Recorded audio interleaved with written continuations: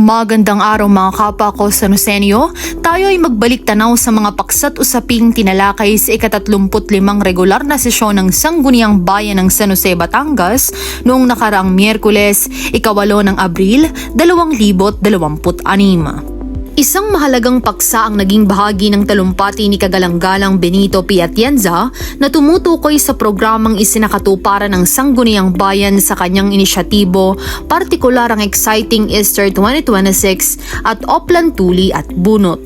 Bilang paggunita sa pagdiriwang ng Easter Sunday, ating balikan ang isang proyekto at mga kaugnay na aktibidad na matagumpay na naisakatuparan ng Sangguniang Bayan sa pangunguna ni Kagalang-galang Benito P. Atienza, katuwang San Jose Primary Care Facility sa ilalim ng pamumuno ni Dr. Iris Christine Hernandez, Municipal Health Officer, MD Link Healthcare Incorporated at Metro San Jose Department of Pediatrics, gayon din ang pakikiisa at buong pusong suporta ng ating pangalawang punong bayan, Kagalang-galang Valentino or Patrona.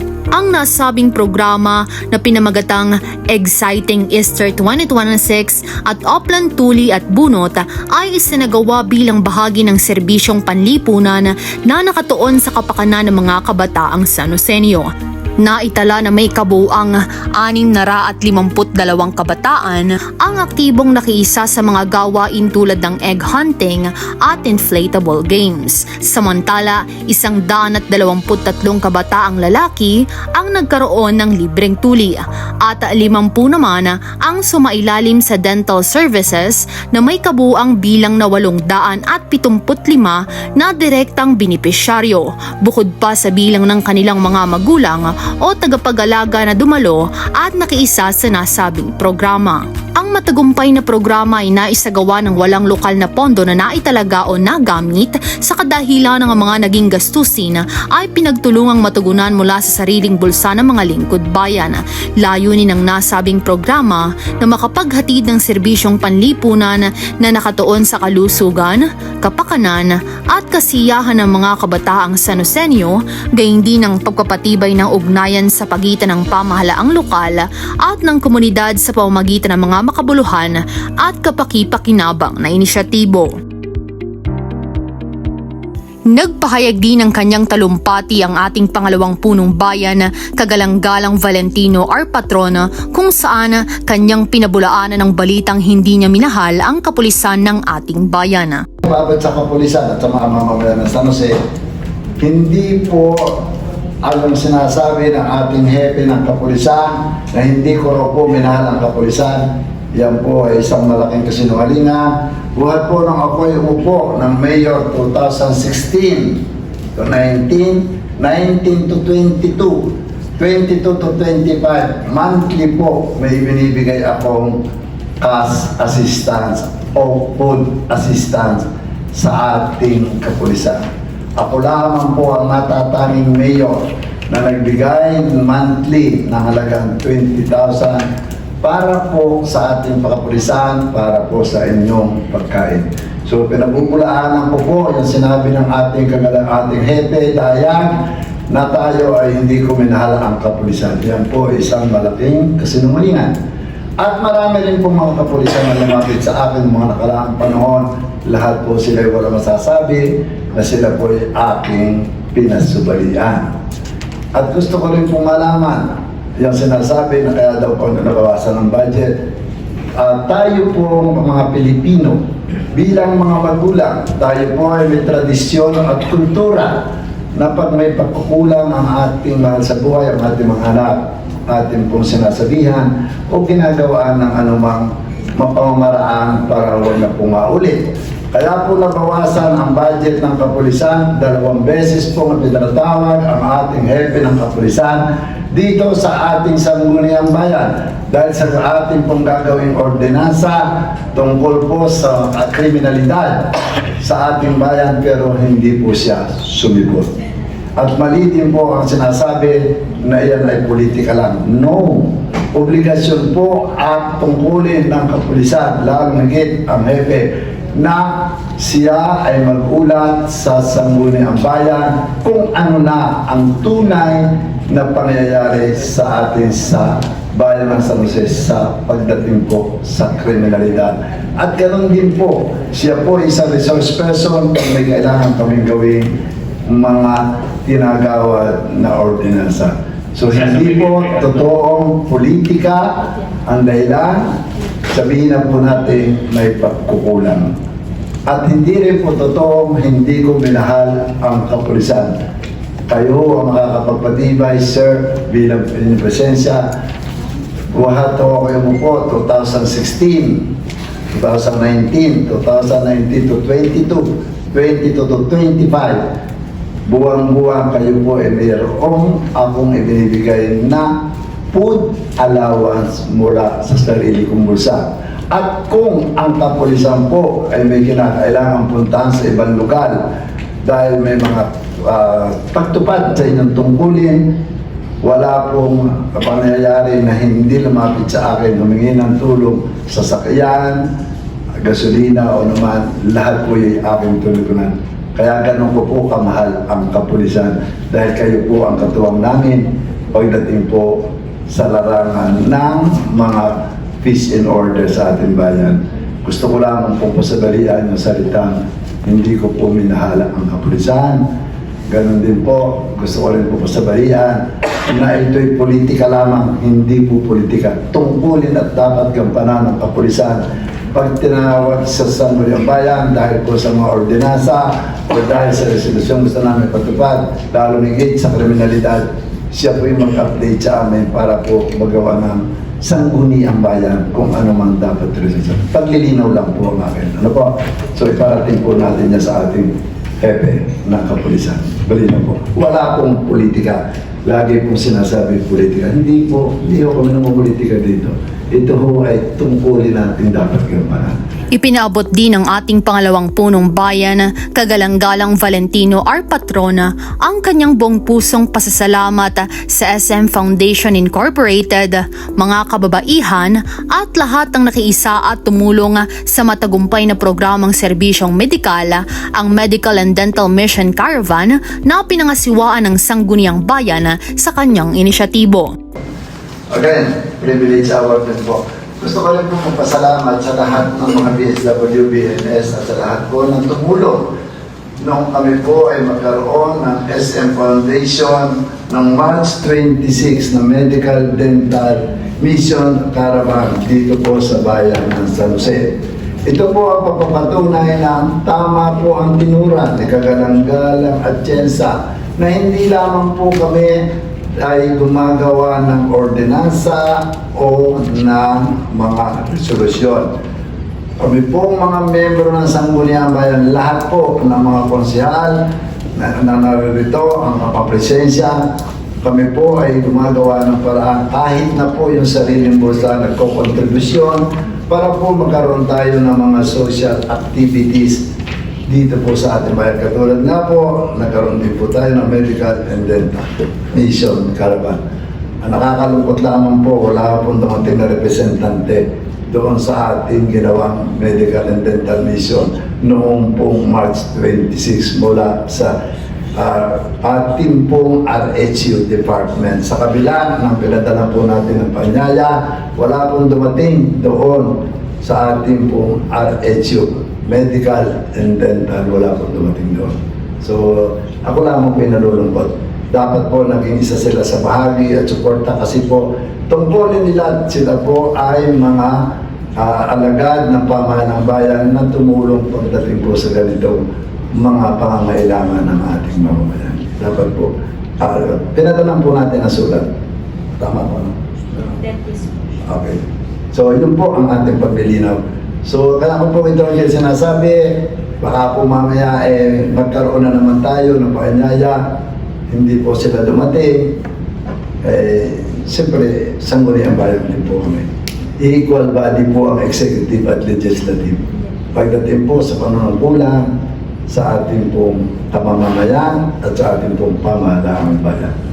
Noong nakaraang Marso 26, 2026 ay isinagawa ang Medical and Dental Mission Caravan na pinangasiwaan ng Sangguniang Bayan ng San Jose, Batangas sa pamumuno at inisyatibo ng ating pangalawang punong bayan, Kagalang-galang Valentino R. Patron, katuwang SM Foundation Incorporated, maging ang tulong at suporta ng mga doktor, nurse, barangay health workers o BHWs, barangay nutrition scholars o BNS, at ng samahan ng kababaihang nagkakaisa San Jose na ginanap naman sa FPJ Arena.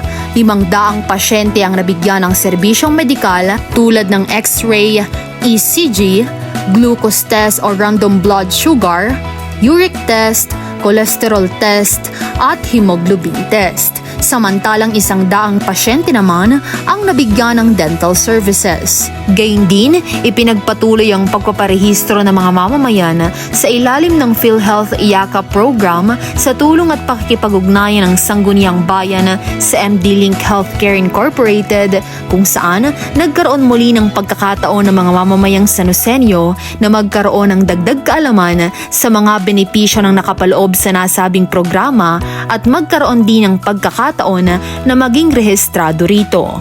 Hangad ng Sangguniang Bayan na tiyaking matugunan ang mga pangunahing pangangailangan ng mga mamamayan ng San Jose, Batangas, kung kaya't ang mga ganitong uri ng programa ay inihahandog ng may buong pusong husay sa paglilingkod.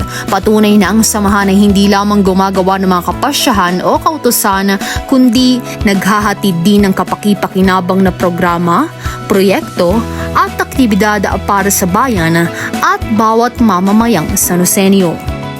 Isang katanungan ang inilahad ni Kagalang-galang Jose Neris Magbing hinggil sa pangangailangan ng paglilinaw ukol sa umiiral na panganib sa kalsada at sitwasyon ng daloy ng trapiko sa bahaging kurbada sa pagitan ng Barangay Lumil at Barangay Lalayat. Ang nasabing usapin ay binigyang tugon ng mga inimbitahang kinatawan mula sa iba't ibang tanggapan, kabilang ang San Jose Municipal Police Station na kinatawan ni Police Executive Master Sergeant Renante P. Briones, Municipal Engineer na si Engineer Joseph Vincent G. Alday at ang Traffic Management Section sa pangunguna ni Ginoong John Eric Javillo. Sa naging paglilinaw, inusisa ni Kagalang-galang Jose Neris Magbing kung mayroong paskil na signages na nagsisilbing babala sa mga dumaraan na ang nasabing lugar ay isang hazardous area. Kaugnay nito, ipinahayag ng municipal engineer na ang naturang suliranin ay noon lamang niya napag-alaman. Kaugnay nito, nagbigay naman ng pahayag si Kagalang-galang Larry D. Perez upang linawin kung ang tinutukoy ay ang bahaging patungong kanlura na mula sa Barangay Anus hanggang Barangay Tugtug na ani ay wala namang naitalang katulad na sitwasyon at maaaring ang tinutukoy ay ang bahagi ng kalsada paakyat o patungo ng Barangay Lalayat kung saan kamakailan ay nagkaroon ng insidente ng trapiko bunsod ng heavy equipment na agad rin namang nasolusyonan. Samantala, ipinahayag ni Kagalang-galang Jose Neris Magbing na ang mga natukoy na usapin ay maituturing na mga isolated cases batay sa pahayag ni Kagalang-galang Larry D. Perez. Kaugnay nito, nagmungkahi ang mambabatas kay Engineer Joseph Vincent G. Alday na magsagawa ng buwan ng pag-iinspeksyon sa mga kalsada upang masuri ang kalagayan ng mga dinaraanan. Sumunod namang katanungan ng parehong mambabatas ay hinggil sa isang lugar patungong kanlurang bahagi ng ating bayan na tila nagiging paboritong daanan ng mga malalaking truck. Binigyang din na maaaring ang dahilan nito ay ang pagiging maginhawa ng ruta para sa mga ito, subalit nagdudulot naman ng abala sa ilang mga kababayan. Kaugnay nito, inusisa ng mambabatas kung may nakatalagang barangay tanod o traffic enforcer na magsisiguro sa maayos na pamamahala sa naturang lugar upang matiyak na ang pagdaan ng mga ganitong uri ng sasakyan ay may angkop na gabay mula sa lokal na pamahalaan. Binigyang tugon ito ni Ginoong John Eric Javillo ng Traffic Management Section na sa kanilang panig ay wala silang nakatalagang personnel sa naturang lugar, ngunit sa kanyang pagkakaalam ay patuloy ang koordinasyon sa mga punong barangay upang humiling ng tulong mula sa barangay tanod para magbigay ng asistensya para sa mga dumaraang truck. Nanawagan naman ang mambabatas na kung maaari ay magkaroon ng rotation o pagpapalitan sa duty ng mga barangay tanod, lalo na sa panahon ng lifting of truck ban upang maiwasan ang anumang hindi kanais-nais na insidente at matiyak ang kaayusan sa lugar. Nagpaabot din ng mensahe si Kagalang-galang Arnold M. Cumia hinggil sa mga nabanggit na usapin upang bigyang diin na ang mga ganitong uri ng suliranin ay mabibigyan ng kaukulang aksyon sa pamamagitan ng pagtutulungan at pagkakaisa. Matapos sa mga naging pahayag ng mga nabanggit na mambabatas, dumako naman ang kapulungan sa pag-uulat ng kani-kanilang committee reports. Unang nag-ulat ay ang Committee on Finance, Budget and Appropriations, katuwang Committee on Barangay Affairs na tumutukoy sa Barangay Annual Budget for Fiscal Year 2026 ng Barangays Bigain South, Lumil at Palangka. Ang nasabing pagtalakay ay nagkaroon ng paborableng pasya mula sa naatasang magkatuwang na komite na naglalayong matiyak ang paglalaan ng kaukulang pondo para sa maayos na pagpapatupad ng mga programa at proyekto, gayon din ang pagtugon sa mga pangailangan ng mga mamamayan sa mga nabanggit na barangay maliban sa Barangay Lumila. Ito ay sa kadahilan ng kinakailangan pang ilang pagsasaayos, kaya ipinagpasyang ibalik ito sa naturang barangay para sa kaukulang aksyon. Isang paksa rin ang iniulat ng Committee on Health, Sanitation, Social Welfare and Community Development na tumutukoy sa Proposed Memorandum of Agreement or MOA between the Local Government Unit of San Jose, Batangas and Department of Social Welfare and Development or DSWD relative to the 16th cycle implementation of Supplementary Feeding Program for CY 2026. Inrekomenda ng naatasang komite na ang kinauukulang tanggapan ay atasang magsumite ng isang komprehensibong plano sa pagpapatupad ng programa para sa Supplementary Feeding Program at sa panahong ito ay naisumite na, muli itong sasailalim sa karagdagang pagsusuri at ebalwasyon ng komite. Ilang paksa naman ang napabilang sa naging anunsyo ng samahan sa itinakdang bilang ng sesyon. Una, isang kapasyahan ang iminungkahi ni Kagalang-galang Jose Nerce Magbing na may pamagat na a resolution recognizing and extending gratitude to Honorable Arnold M. Cumia for his service as acting municipal mayor of the municipality of San Jose, Batangas from March 30 to April 4, 2026. Ang iminungkahing kapasyahan ay may layong kilalanin at ipahayag ang taus-pusong pasasalamat sa kanyang maayos at mahusay na pagganap ng tungkulin bilang acting municipal mayor sa nabanggit na panahon. Isang kapasyahan muli ang iminungkahi ni Kagalang-galang Jose Nerce Magbing na may pamagat naman na a resolution expressing pride, congratulations, and commendation of the Sangguniang Bayan of San Jose, Batangas to the Honorable Valentino R. Patron for having been designated as Vice Chairman for Luzon of the National Executive Officers of the Vice Mayors League of the Philippines or VMLP National Chapter. Ang iminungkahing kapasyahan ay naglalayong ipahayag ang pagkilala, kagalakan at pagbati ng Sangguniang Bayan sa ating magiting at pinagpipitagang pangalawang punong bayan Kagalang-galang Valentino R. Patron sa kanyang naturang mahalagang pagkakatalaga bilang patunay ng kanyang kahusayan at kontribusyon sa serbisyo hindi lamang sa lokal na antas kundi maging nasyonal. Samantala, isang kapasyahan din ang iminungkahi ni Kagalang-galang Joseph Patrick G. Zara na may pamagat na a resolution expressing sympathy and sincerest condolences of the Sangguniang Bayan to the bereaved family of Mrs. Rowena Lanto, former principal of Aya Elementary School. Ang iminungkahing kapasyahan ay naglalayong ipahayag ang taus-pusong pakikiramay ng Sangguniang Bayan sa naulilang pamilya ni Mrs. Rowena Lanto bilang pagkilala sa kanyang naging ambag sa larangan ng edukasyon at sa pamayan ng kanyang pinagsilbihan. Ang sangguniang bayan sa pamumuno ng ating pangalawang punong bayan, Kagalang-galang Valentino R. Patrona, ay patuloy na naglilingkod hindi lamang sa pamamagitan ng pagpapatibay at pagpapasa ng mga kapasyahan at kautusan, kundi maging sa paghahatid ng mga programa, proyekto at aktibidad na may layuning pangserbisyong panlipunan. Sa pamamagitan nito, nasusolusyonan ang mga suliranin sa ating lipunan at naisa sa katuparan ng kanilang malinaw na adhikain na isulong ang mabuting pamamahala, unahin ang kapakanan ng mga mamamayan at tiyakin ang tapat, epesyente at makatarungang paglilingkod sa bayan. Mabuhay ang San Jose! Mabuhay ang bawat San Joseño!